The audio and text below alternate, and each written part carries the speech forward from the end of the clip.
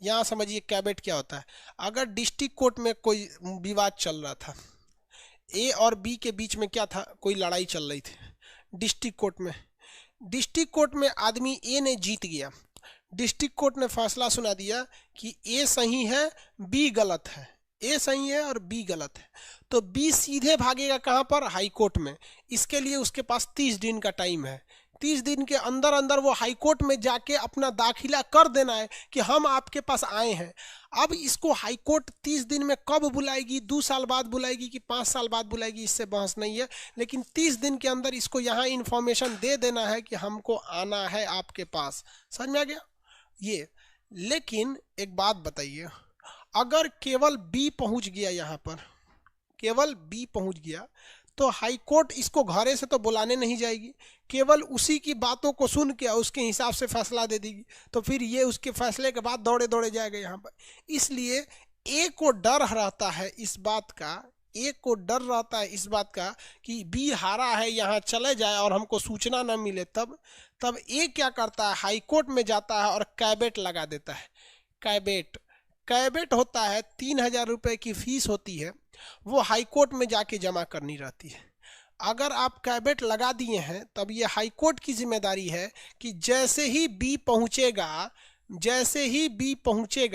वो बी की बात को सुनने से पहले आपको इन्फॉर्म करके बता देगा कि बी आया हुआ है अपनी बात कहने, आप भी आ जाइए, क्या बात कर रहे हैं। समझ में गया। इसलिए जब भी कभी आप जीते हैं तो इतना याद रखिएगा कि जो हारा है वो जाएगा हाई कोर्ट में, और ये वकील लेके जाएगा। तो इतना होशियार होते हैं सब वकील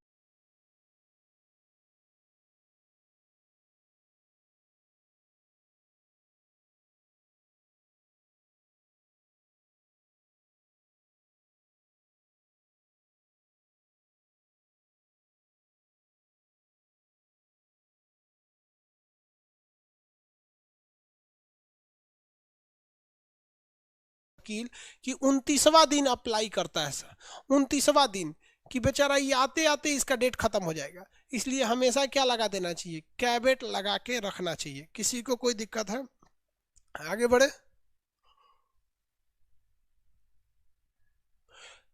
जाए। सस्पेंड होने के बाद पावर रहती है, कुछ नहीं पावर रहता है, सस्पेंड होने के बाद पावर नहीं रह जाता है।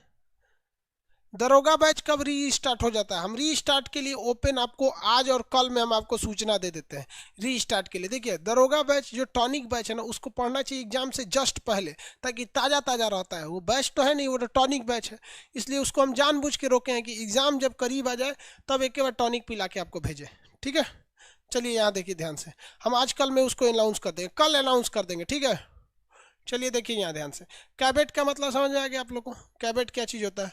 अब देखते हैं आगे हम लोग यहाँ पर हाई कोर्ट में। अब एक बात बताइए जरा, जितने भी मामले डिस्ट्रिक्ट कोर्ट में हैं वो कोई ना कोई तो हारेगा ही, और जितने हारे हुए लोग हैं वो सब के सब घुस जाएंगे हाई कोर्ट में। तो हाई कोर्ट के ऊपर कितना बोझ पड़ जाएगा, हाई कोर्ट के ऊपर आप बताइए बोझ पड़ेगा कि नहीं पड़ेगा, बहुत ज़्यादा बोझ पड़ जाएगा। इसलिए हाई कोर्ट कहती है कि देख भैया, हम डायरेक्ट मुकदमा नहीं लेंगे, सबसे पहले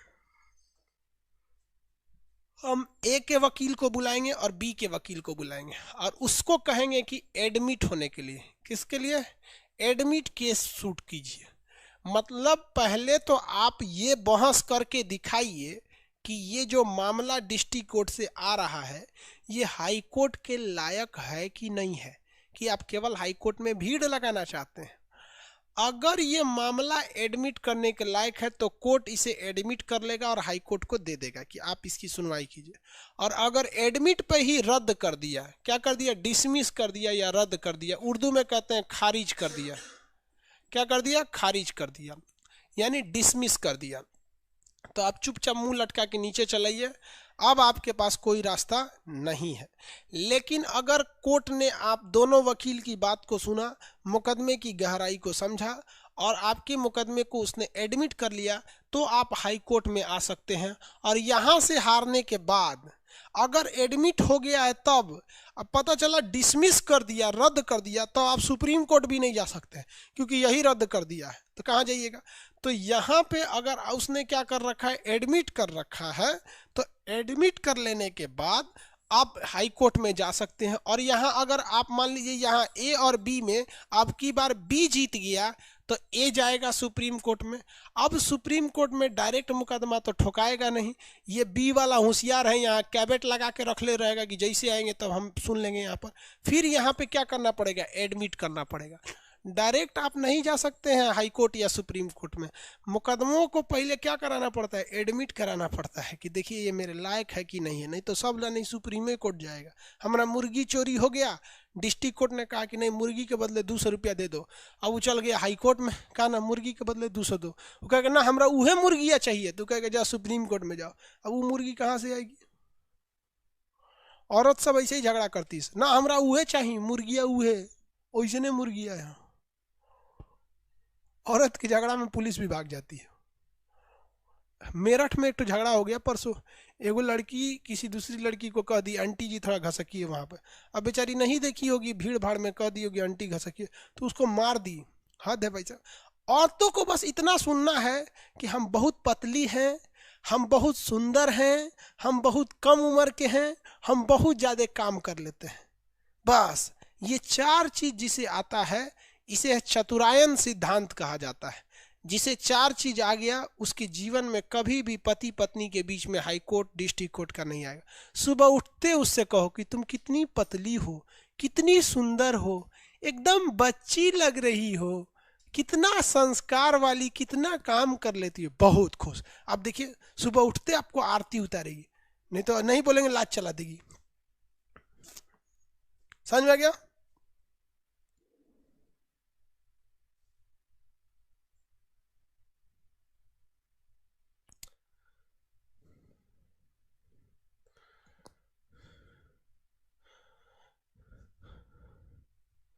आगे बढ़े। हाई कोर्ट या सुप्रीम कोर्ट में कोई भी मुकदमा डायरेक्ट नहीं ले जा सकते।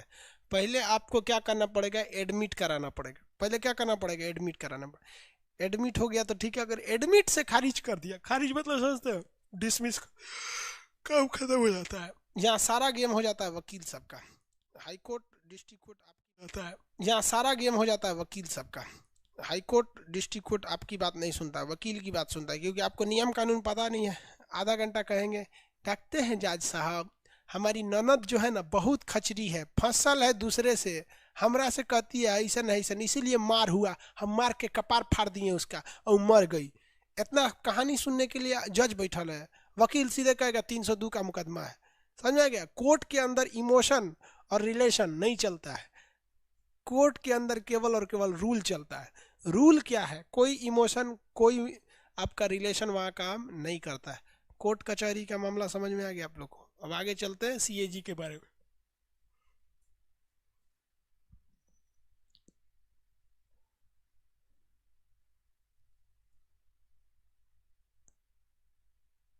आगे बढ़े।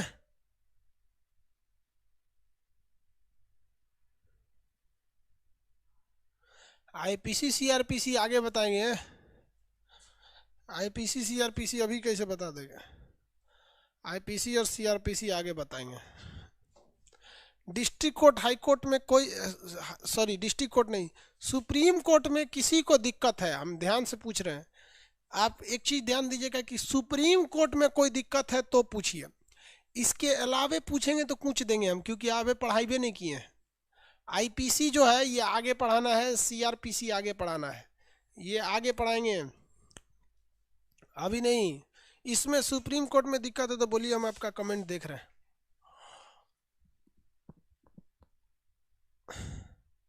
महान्यायवादी सरकार को सहायता देता है, राष्ट्रपति को थोड़ी ना सलाह देता है वो।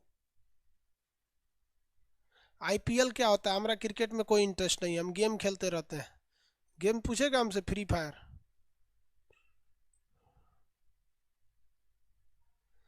फैमिली का चतुरायन सिद्धांत, हाँ बाबू तुम लोग शादी बाद हमेशा मेरा चतुरायन सिद्धांत याद रखना। पंचायन याद करना, अभी 5 गो बताएंगे।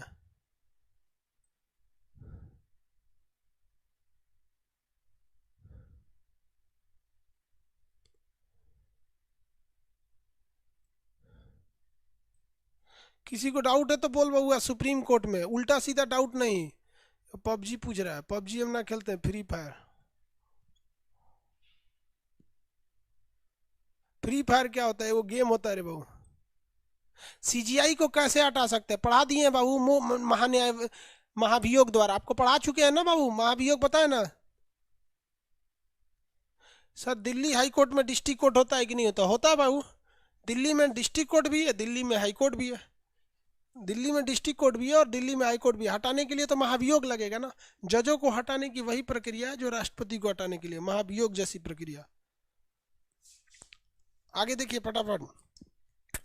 क्वेश्चन है तो डाउट है तो पूछिए। पीडीएफ बता रहे हैं ना बाबू, हम आपको कल डाल देंगे। ज्योग्राफी का पीडीएफ आज डाल दिए हैं, वो भी प्रिंटेड वाला।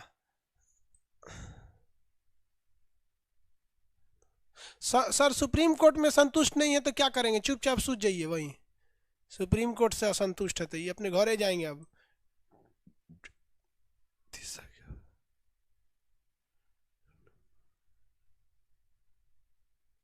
बाबू आईपीएल क्या होता है? गेम होता है क्रिकेट का।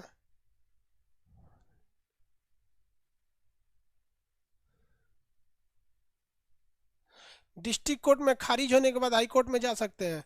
डिस्ट्रिक्ट कोर्ट डायरेक्ट खारिज नहीं करेगा, डायरेक्ट खारिज कर दिया तो नहीं जा सकते हैं। देखिए जब तक कोई चीज एडमिट नहीं हुई है तब आप तक आप उसके ऊपर के कोर्ट में नहीं जा सकते हैं।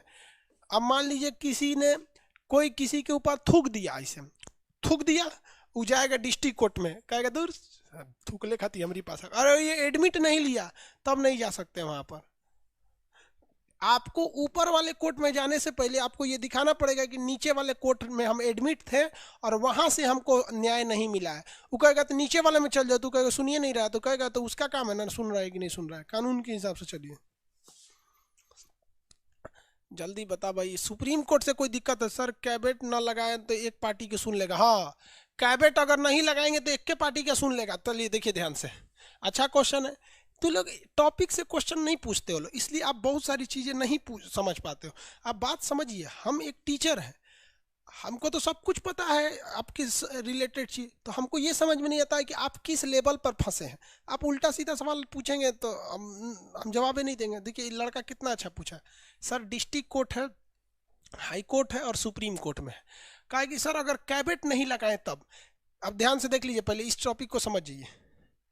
मान लीजिए कि डिस्ट्रिक्ट कोर्ट में मुकदमा चला, ए और बी, ए और बी। ए जीत गया, बी चला गया हाई कोर्ट में, बी चला गया हाई कोर्ट में। बताइए यहां तो बहस होगा एडमिट करने का। क्या करना है? एडमिट करना है, एडमिट का। लेकिन ध्यान दीजिए, अगर ए जीता है, इसको समझिए, अगर ए जीता है तो इसके पास हर एक प्रूफ है, हर एक साक्ष्य है।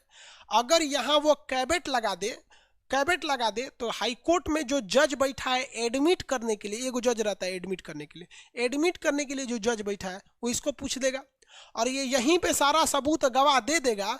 तो ये एडमिट के टाइम पे ही कहेगा दूर ससुरा कहीं का टाइम पास करने आ रहा है, उसके पास हर एक सबूत हर एक गवाह है, चलो जाओ यहाँ से। तो कैबिनेट लगाने का यही फायदा है। और अगर ये बकलोलवा कैबिनेट नहीं लगाया है और ये चला गया हाई कोर्ट में, तो हाई कोर्ट के जज को इतना फुर्सत नहीं है कि इनके घरे गांव में फोन करके बुलाएगा, कहेगा क्या मामला है, तो ये जो बोलेगा वही सुनेगा, इसको एडमिट कर लेगा। यानी अगर आप कैबिनेट नहीं लगाए हैं तो कन्फर्म ये एडमिट हो जाएगा। और एडमिट होने के बाद 3-4 साल तक मुकदमा चलता है और 3-4 साल में इसका वकील कोई ना कोई काट कोट कट कुछ ना कुछ अड़ंगा लगा ही देगा वहां पर। समझ में आ गया कि नहीं आ गया? किसी को कोई दिक्कत है? आगे बढ़ जाए। एडमिट अगर नहीं है तो इसलिए एडमिट के टाइम पे ही कोशिश कीजिए कि हटा दे, क्योंकि अगर एडमिट के टाइम पे हटा दिए तो ये सुप्रीम कोर्ट में भी नहीं जा सकता है। और आपकी एक गलती आपको कितना चौपट करेगी, देखिए कैसे। अगर मान लीजिए ए ने यहाँ जीत गया और यहाँ कैबिनेट नहीं लगाया तो ये तो कंफर्म एडमिट करा लेगा, और एडमिट कराने के बावजूद अगर बी हारता है तो ये सुप्रीम कोर्ट में भाग जाएगा। और अगर गलती से यहाँ भी एडमिट हो गया और यहाँ भी कैबिनेट नहीं लगाया तो सुप्रीम कोर्ट में भी घुस जाएगा, आपका मुकदमा 20-30 साल चल जाएगा। तो कैबिनेट का ये फायदा होता है, समझे? आगे बढ़ते हैं। वकील करता है एडमिट, हम थोड़े करते हैं, बाकी वकील बताएगा आपको।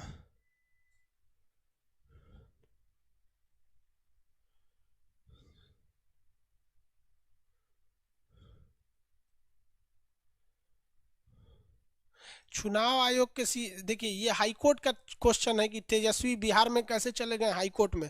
ये हाई कोर्ट का टॉपिक है। हम आपको बोल रहे हैं चिल्ला चिल्ला कि सुप्रीम कोर्ट से दिक्कत है, तो बोलिए सर आईपीएल नहीं पीआईएल पूछ रहे हैं। अच्छा आईपीएल नहीं पीआईएल पूछ रहा है, तो आईपीएल लिखा था तुम पीआईएल पीआईएल आगे बताएंगे बाबू हाई कोर्ट में, पीआईएल आगे बताएंगे हाई कोर्ट में।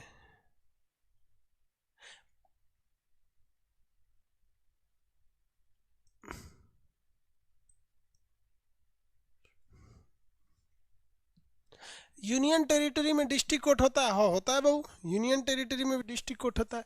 देखिए पीआईएल हम अभी भी बता देते हैं, हाई कोर्ट में भी बता देंगे। एक्चुअली क्या होता है कि पीआईएल हाई कोर्ट और सुप्रीम कोर्ट दोनों में जाता है।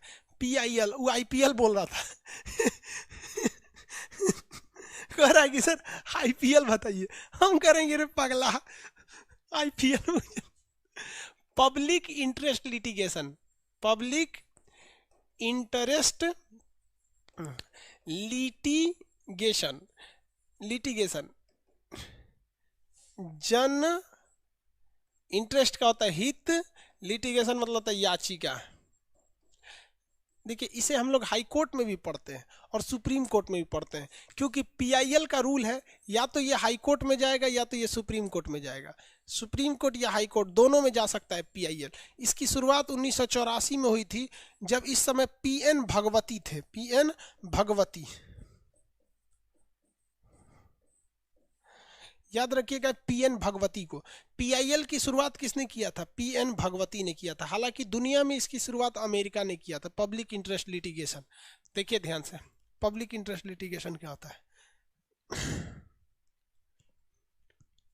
ये लास्ट क्वेश्चन है, अब कोई क्वेश्चन नहीं कीजिए लोग, पीआईएल खत्म करने के बाद क्लास को खत्म कर देंगे। सोचा सीना में मेरे दर्द हो रहा है, अजीब टाइप का, कोरोना टाइप का, एकदम भयानक।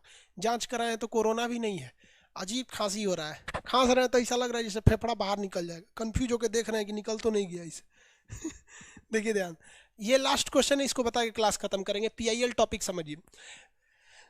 हमारे देश में पहले क्या होता था कि दो लोगों में झगड़ा हुआ है तो यही दो लोग जाके केस कर सकते थे, लेकिन ऐसा कई बार ऐसे मामले हुए हैं कि जिसमें कोई डर के मारे केस नहीं कर पाता है, इसलिए वहां एक चीज आती है पीआईएल।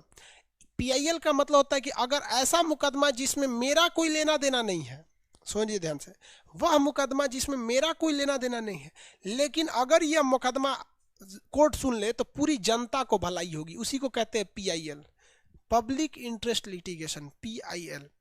जैसे पटना में जब हम थे ना, तो जैसे होली की छुट्टी हुई तो हम पटना हाई कोर्ट में पीआईएल डाल दिए थे, हम खुद डाले हुए थे, लेकिन तब तक लॉकडाउन हो गया, पीआईएल का क्या हुआ हम खुद पूछने नहीं गए वहां पर।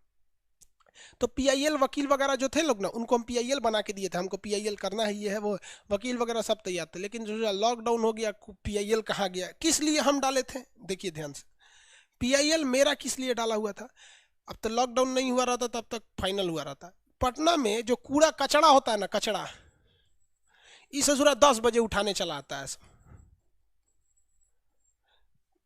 ट्रैक्टर ले लेगा सब, जेसीबी ले लेगा तो 10 बजे, सोचो 10 बजे ऑफिस का टाइम होता है, सब आदमी ऑफिस में निकल रहा होता है, कोई कोचिंग के लिए जा रहा होता है, और कचड़ा वाला जाम लगा दिया। उसको क्या मतलब, एगो बड़का ट्रक ले लिया, सड़कें जाम हो गया, पूरा जाम करके रख देता है। तो इससे हमारा कोई पर्सनल लॉस थोड़ी था, ये तो जनता को भी लॉस था इससे। तो मेरा यही कहना था कि इसे भोर में 4 बजे उठा लिया जाए, भोर में 4 से 6 बजे के बीच में उठा लिया जाए। इससे फायदा क्या होगा, जो सफाई कर्मचारी है, जिस कूड़ा को उठाने में उसे 5 घंटा लगता है ना, भोर में सड़क पे कोई नहीं रहता है, 4-5 बजे सड़क पर कोई नहीं मिलेगा, एक आदमी भले टहलते मिलेगा, उसे कोई जाम उम नहीं मिलेगा, आराम से उठाओ लेके चले जाओ, आराम से उठा के क्या करो, लेकर चले जाओ। और दिन में अगर कोई कचरा फेंक दिया तो आप उस पर फाइन लगवाइए, या जो कुछ नियम कानून लगवाइए, वहां पर कैमरा लगवा दीजिए, जो फेंका है उसके घरे ले जाकर फेंक दीजिए, कोई टेंशन नहीं है उसमें। हिंदुस्तान में कोई प्यार से नहीं सुनता है, कोई कचरा दिन में फेंक दिया, अगर ले आके उठा के फेंक दीजिए उसको। कचरा वाले को कहिए कि भाई अगर आपको सड़क पर कचरा डालना है तो रात 10 बजे के बाद फेंकिए, या तो सुबह गाड़ी आते टाइम फेंक दीजिए। इससे क्या होता है, जाम नहीं लगेगा सड़क पर। तब तक लॉकडाउन हो गया, हमारा पीआईएल चल गया। पीआईएल समझ रहे हैं, पीआईएल किसी को कोई दिक्कत नहीं है। अब जैसे देखिए आपको बताते हैं, पीआईएल कई मामले पे, जॉली एलएलबी मूवी देखें वो भी पीआईएल पर है। मतलब हमसे कोई लेना देना नहीं है, लेकिन हम इसमें टांग लड़ाना चाहते हैं। उसमें क्या हो गया, पीआईएल हो गया। अभी यूपी में एक पीआईएल डायरेक्ट कर दिया गया है। एक यूपी के एक बहुत नामी हिस्ट्री सीटर बदन सिंह बद्दो, तो वो जो थे उनका नाम मतलब बहुत गैंगस्टर में आते हैं, तो सरकार उनके खिलाफ कोई काम नहीं कर रही थी, तो एक वकील उठा तो पीआईएल डाल दिया कि इनकी भी गिरफ्तारी किया जाए। तो योगी आदित्यनाथ उठ के घर में तुड़वा दिए उसका। तो पीआईएल कर सकते हैं आप, किसी भी मैटर को लेकर आप पीआईएल कर सकते हैं। समझ आ रहा है कि नहीं है? हम तो पीआईएल कर सकते हैं, आप भी पीआईएल कर सकते हैं, लेकिन याद रखिए पीआईएल के लिए कहाँ जाना पड़ेगा, सुप्रीम कोर्ट। आपको ऐसा कोई मुद्दा लगता है जिसमें पीआईएल किया जा सकता है, जिसमें जनता की भलाई है पीआईएल के लिए? आप बता सकते हैं कमेंट करके। बहुत सारे मुकदमे हैं पीआईएल के लिए, किसी को दिक्कत? इतना लोग पीआईएल करने लगे, हाईकोर्ट में पीआईएल का मुकदमा ऐसे गया कि हमारे घर के बगल में मिश्रा जी रहते हैं, वो अपना कुत्ता टहलाने लाते हैं हमारे घर के आगे, उनका कुत्ता लेटिन कर देता है, इनको रोकवाया जाए। डिस्ट्रिक्ट कोर्ट माथा पीट लिया कि रे चोट्टा कहीं का, हम पीआईएल लगाए थे इसलिए कि देश की भलाई होगा, ये तो हमरे को बर्बाद कर देगा सर। तो सुप्रीम कोर्ट ने एक शर्त रख दिया कि जिसे भी पीआईएल दायर करना है उसे सिक्योरिटी मनी रखना पड़ेगा, 1 लाख रुपया। क्या रखना पड़ेगा? सिक्योरिटी मनी रखना पड़ेगा। और अगर वाकई वो मामला पीआईएल है, यानी जनता के हित वाला मामला है, तो आपका ये पैसा लौटा दिया जाएगा। लेकिन अगर आप फालतू मैटर पे पीआईएल कर दिए हैं जिससे कोई जनता की भलाई नहीं है, तो आपका ये 1 लाख चला जाएगा। एक दिन में, ये नियम के आने से एक दिन में 5 लाख लोगों ने पीआईएल का मुकदमा वापस ले लिया है। इस तरह कहीं का ये पे पीआईएल नहीं, 1 लाख रुपया डूब जाएगा। तो भारत में ना अगर कोई चीज़ फ्री कर दीजिएगा तो बहुत अत्याचार होने लगता है। हम अपने 2-4 बैच में इस चीज़ को भुगते हुए हैं। 2-4 को बैच लाए थे 11 रुपये वाला, इस तांडव करने वाला घुस गया था सबने, जिसका कोई हद नहीं। अब बहुत सुकून से रहता है आदमी। फिर समझ में आया कि हिंदुस्तान में लोग भलाई करने से क्यों डरते हैं। बाबा का ढाबा देख लीजिए, 11 रुपया फीस देख लीजिए, सब अत्याचार करके रख देता है।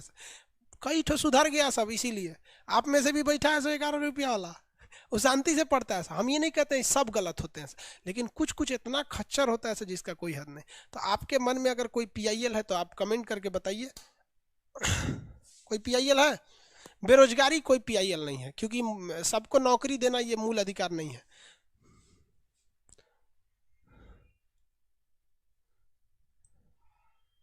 बेरोजगारी नहीं है।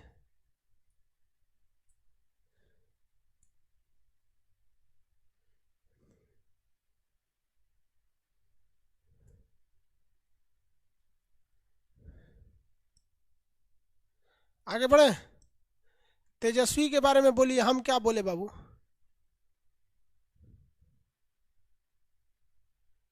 करप्शन वगैरह, अरे भाई कोई अच्छा चीज बताओ ना। करप्शन में तो बहुत चीज आता है।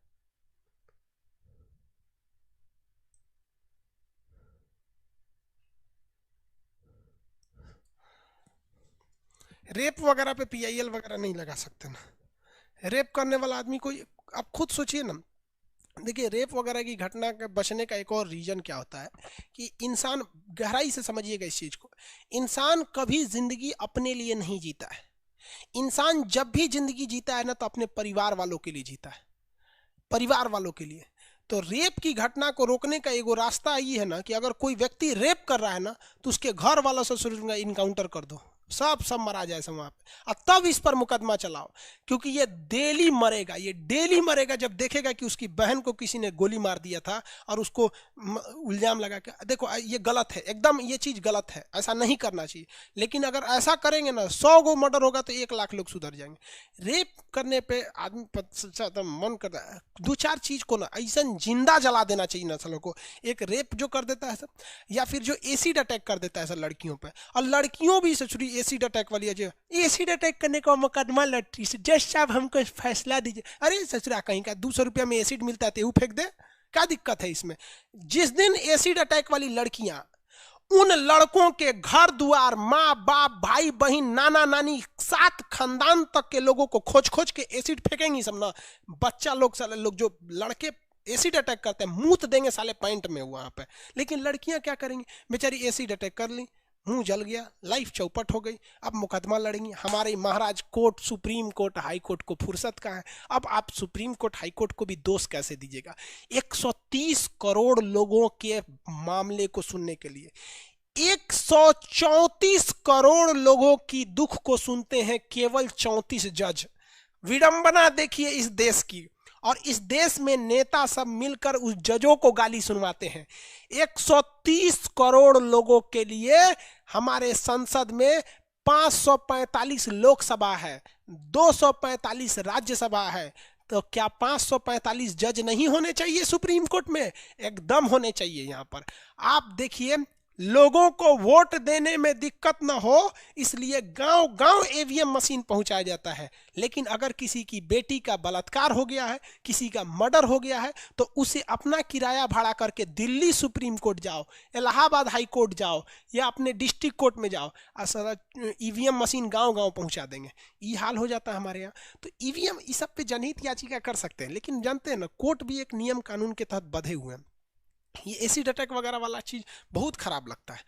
किसी को इतना मत बर्बाद कीजिए कि गलत करने पे मजबूर हो जाए। चलिए आगे कल क्लास करें। हमारे मन में एक तो जनहित याचिका है, बताएं हम क्या जनहित याचिका करना चाहते हैं। एक जनहित याचिका मेरे मन में भी है, बता दें? आप लोग करिए। Population pollution. पॉपुलेशन जब तक कोई पढ़ा लिखा नहीं रहेगा उस जनसंख्या कंट्रोल नहीं करेगा। हमको कोई कितनों कर देगा, हम लोग पढ़े लिखे लोग पे जनसंख्या थोड़ी होती है। देखिए हमारा जो मेन, हम जनहित याचिका क्या करना चाहते हैं, जो मैनिफेस्टो होता है, जो मैनिफेस्टो होता है ना, यानी जो घोषणा पत्र, घोषणा पत्र देखिएगा, चुनाव से पहले जो घोषणा पत्र होता है, चुनाव से पहले जो घोषणा पत्र होता है, कोई कहता है कि हम 10 लाख नौकरी देंगे, जैसे तेजस्वी जी ने बोला था। कोई कहता है कि हम 19 लाख देंगे। लेकिन ये देंगे कि नहीं देंगे कोई गारंटी नहीं है। हम यही पीआईएल करना चाहते हैं कि आप यदि जो अपने घोषणा पत्र में लिख कर दिए हैं वो आप 1000 रुपए के स्टैम्प पेपर पे लिख के दीजिए, और सुप्रीम कोर्ट इस घोषणा पत्र को एज ए एग्रीमेंट इसको स्वीकार करे कि यदि आप ये एग्रीमेंट कर रहे हैं जनता के साथ, ये घोषणा नहीं कर रहे हैं, इसे कंपलसरी करना चाहिए कि आप जो घोषणा कर रहे हैं आपको उस 5 साल में कंप्लीट करके देना है। यदि आप नहीं कंप्लीट करके दे सकते हैं तो उस 5 साल के दौरान जो जो आपकी पार्टी में विधायक सांसद थे उन लोगों की योग्यता आजीवन खत्म हो जाएगी। आप नेता के लायक नहीं है। क्योंकि आप कभी कहते हैं कि मोदी जी को देखिए 2014 में इन्होंने बोला था आरा में कि बिहार को 1.25 लाख करोड़ रुपए देंगे, 2015 में नहीं दिया उन लोगों ने। अब छोड़िए 2 करोड़ की नौकरी, सारे नेताओं की बात करते हैं, हम किसी की नहीं। यहाँ पर आपको लगता है कि 19 लाख नौकरी दे देंगे, या वही जीतते तो क्या 10 लाख दे देते? नहीं दे पाते, कोई नहीं दे पाता। तो इसमें जनता पिसा के बच जाती है। कोई कहेगा हम फ्री में वैक्सीन देंगे, यानी आप बिहार में चुनाव जीत गए तो फ्री में वैक्सीन देंगे, यूपी वाला मरेगा कोरोना से। मतलब ये हमारा कहना है कि आप कुछ भी बोलिए, ऐसा ही बोलिए जो पूरा कर सकते हैं। नहीं पूरा कर सकते हैं मत बोलिए। हम लोग कैसे लेते हैं, हम लोग आपसे क्या करते हैं, बाबू आप इसमें एडमिशन लीजिए, आपको कोर्स कंप्लीट करके देते हैं कि नहीं देते हैं? हाँ, थोड़ा सा आगे या पीछे हो सकता है, लेकिन कोर्स कंप्लीट करके देते हैं। ऐसा तो नहीं हम कहेंगे कि 2 महीने का कोर्स है हम आपको 20 साल में कंप्लीट करके देंगे, नहीं होता है। अरे 2 महीने का कोर्स है ना, तो 3 महीने जाएगा, 4 महीने जाएगा, लेकिन आपका कोर्स होगा। होगा कि नहीं होगा? यहाँ पे सब चीज होता है, थोड़ा डिले हो जाता है। हम और आप सब इंसान हैं यहाँ पर, लेकिन चुनाव में सोच रहा कुछ नहीं होता। हम तो इसी पे पीआईएल करना चाहते हैं। सब नेता हमारे पीछे पड़ जाएगा सब।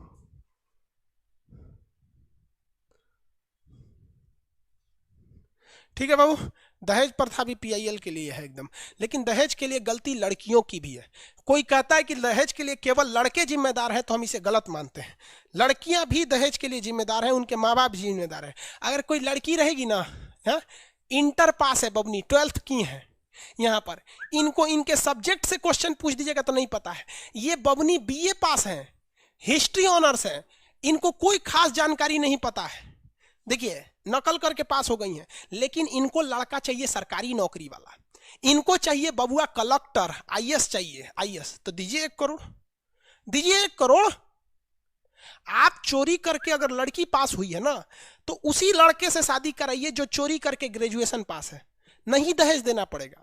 लड़की बेरोजगार है तो बेरोजगार लड़के से शादी करा दीजिए, नहीं दहेज देना पड़ेगा ना। लेकिन लड़की रही है कुछ नहीं, लड़की को पता है ब्यूटिशियन का कोर्स, हाँ है ब्यूटिशियन ब्यूटिशियन, लड़का खोजेंगे कलेक्टर दरोगा, तो दो दीजिए उस लायक। तो इसमें कहीं ना कहीं वो भी जिम्मेदार है। लड़की कैसनो रहना चाहिए लेकिन लड़का सरकारी नौकरी, तो दो पैसा दो। यहाँ पे आप कहेंगे कि दहेज लेता है, कभी सुने हैं कि दूगो में बिया हुआ है, दोनों नौकरी में थे तो दहेज हुआ है? हाँ, टीना डाबी और एक अख्तर अमीन शादी कर लिया, सब कहाँ दहेज लगा इन लोग को? आईएएस में देखते हैं ना कि उन लोग ट्रेनिंग वगैरह में दोनों लोग म्यूचुअल हो जाते हैं कि हम लोग शादी कर लेते, कहाँ दहेज होता है? दहेज होता है नहीं, बराबरी में कभी नहीं दे दोगा, थोड़ा बहुत ऊपर नीचे, लेकिन ना हमारी बबनी कलेक्टराइन बनी है, डॉक्टराइन बनी है, बना डॉक्टराइन, बाबूजी के जेब से पैसा जाता है, हमारा थोड़े जा रहा है।